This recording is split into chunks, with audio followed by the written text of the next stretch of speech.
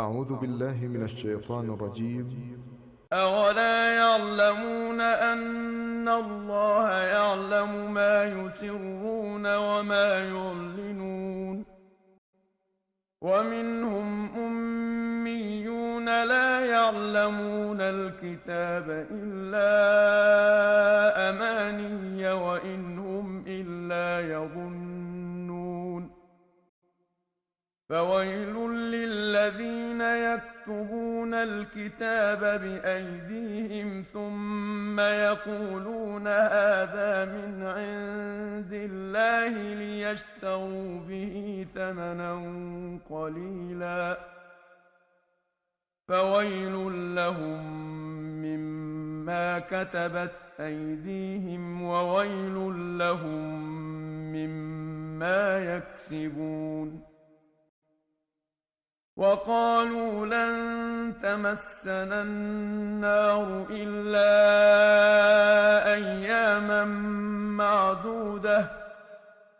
قل أتخذتم عند الله عهدا فلن يخلف الله عهده أم تقولون على الله ما لا تعلمون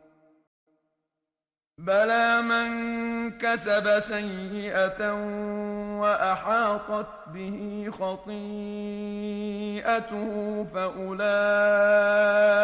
أصحاب النار هم فيها خالدون والذين آمنوا وعملوا الصالحات أولئك أصحاب الجنة هم فيها خالدون وإذ أخذنا ميثاق بني إسرائيل لا تعبدون إلا الله وبالوالدين إحسانا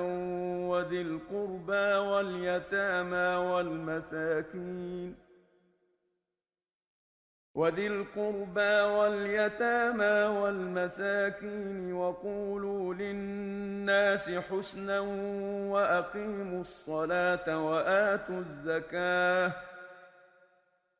وأقيموا الصلاة وآتوا الزكاة ثم توليتم إلا قليلا